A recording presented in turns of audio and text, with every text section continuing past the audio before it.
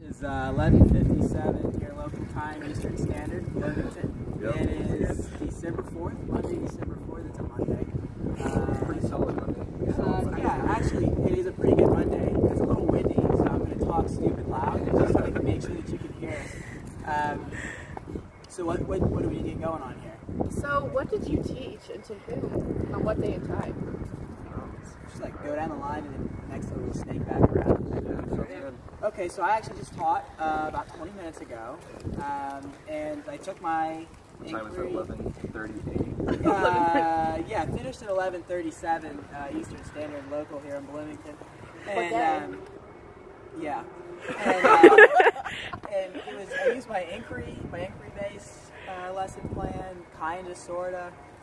Again, it was like a very long lesson plan that we had designed, that Ashley and I designed, and so essentially I just kind of wanted to toggle with the idea, kind of if our government system is, appropriate for this day and age, and that's what I taught, and I taught it to you all, including gun rights, love, and Dr. L. So that's what I'm going to leave for that question. Okay, well, I taught my computational thinking lesson at Carmel High School, which is where I'm from, with my senior year history teacher, and I taught it to all 4 of her junior year U.S. history classes, and the lesson focused on what makes World War I unique from the wars that came before it, and I used some Inspire data along with my lesson to help support what they did in class. I went back to my high school on Thanksgiving break. I taught with my Spanish teacher who taught me Spanish 2, 3, and 4. I taught specifically to a Spanish 2 class. We worked it out where I implemented a lesson of his, teaching numbers, how to say the date, just a general review from Spanish 1 to get them ready for a new chapter. I was going to use a smart board and a Google Slides presentation, of course, but per usual for Pioneer High School, the not only was the smart board broken, but the Wi-Fi also went down. So no use of the Chromebooks there, but I was able to pull it up on my personal computer, and my Spanish teacher was nice enough to have made copies for the kids beforehand, so we made it work as best we could. I feel like they have a pretty good understanding of how to say the date and know pretty general cardinal numbers, so pretty pleased with how that went. Brave the weather. For sure some circulation of the leaves right there, so maybe not be a tornado here. But darn it, we got to get this reflection done. Yeah. So here we are. All right. What about you? Here, we'll do this. Okay. I'm facing against the wind, so there will be clothing malfunction. Okay, so I taught at Mount Elementary School in my hometown, North Tonawanda, New York, over Thanksgiving break. I think it was the 20th of November. I taught my computational thinking lesson to my first grade teacher's current class, which was kind of cool. What we did is we took Bebots and we kind of incorporated it with a little Thanksgiving story, and Bebot tried to help Turkey find a little path safe to his family because he had to get back for Thanksgiving. Family dinner. I don't know what they do for Thanksgiving. What would a turkey eat on Thanksgiving? Yeah, that's a bad look. Basically, he had to find a safe path back because he had to avoid stuff like rivers, Thanksgiving dinners, and dogs and whatnot. So Bebot had to fly ahead on a grid and find a safe path back. So that's what the kids did, is they programmed the Bebots and used the grids I made up and found different paths for Turkey to take back to his family. That's awesome. That's so cute. Deborah, what are we hitting for number 2? So, what did you learn from this experience? I learned. Sorry, question. You guys are here. What did you guys learn from this experience? Okay.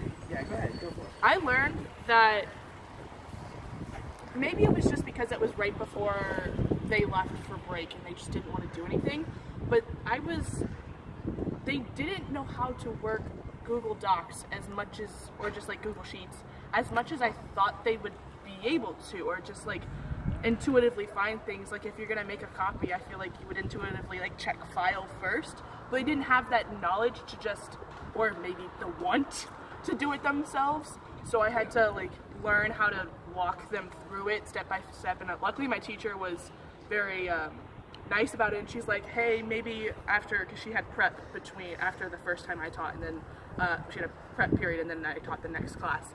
And during that prep, she was like, hey, maybe you should make an instruction sheet, and then they could pull it up on their computer and kind of follow along with it as they go, and it would help them.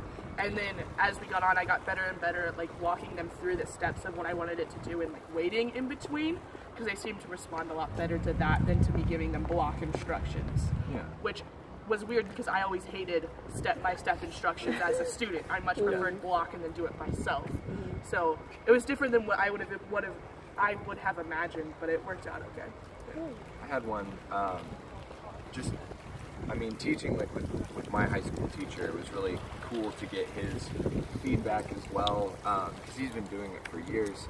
And so one thing that I really picked up on was every time I taught the lesson, I found different ways to connect with the kids, I guess.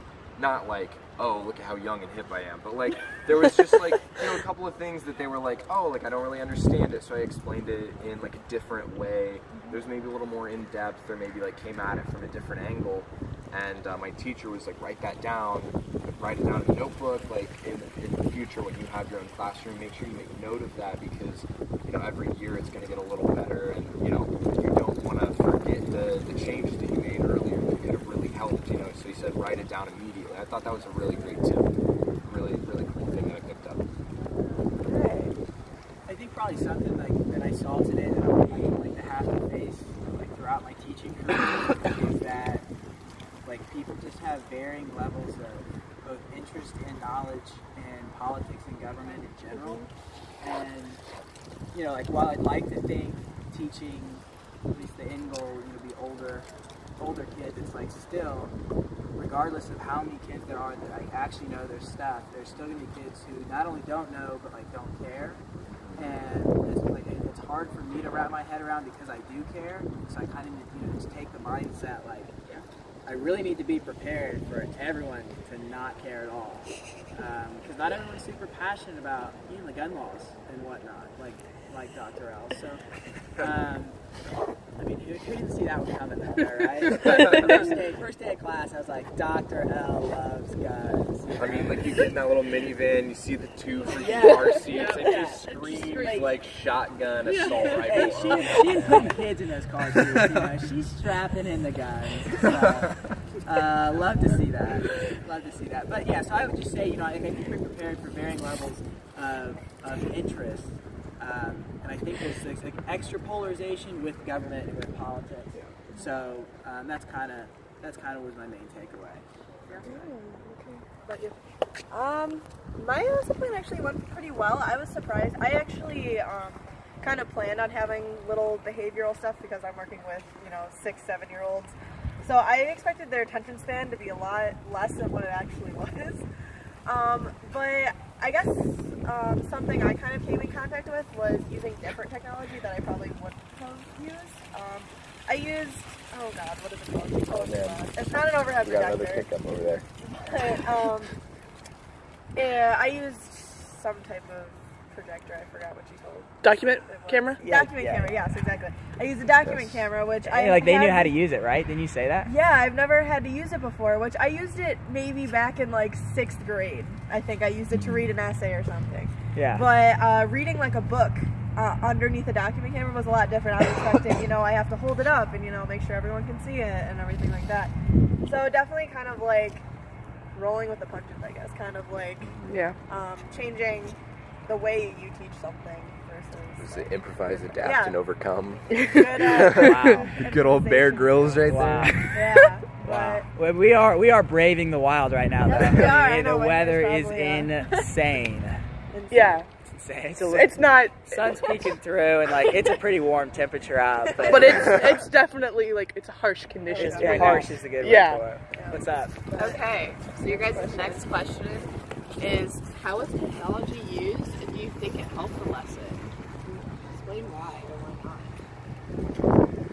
Okay, well it's now 12:07 standard time here in Bloomington, local, and I would say like technology, the assist that it gave me was like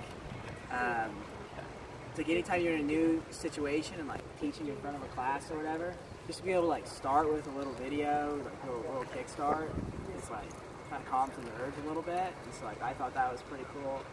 And then just like being able to like throw in the document in the chat, like y'all being able to like That was tap it. solid. I mean that That is was wild. solid. Capital W on the line. And so.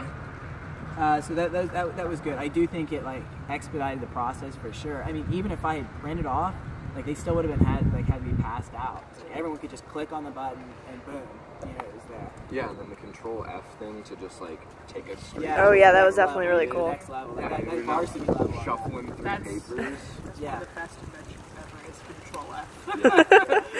Yeah, like right after sliced bread, and then like maybe the computer just in general. Control F. And like telephones. Wow, I mean, yeah, you who gotta uses use those Control anymore? F, yeah. Makes sense. We're recording on a phone. Yeah. I thought I used technology. Most of the work that the students did was on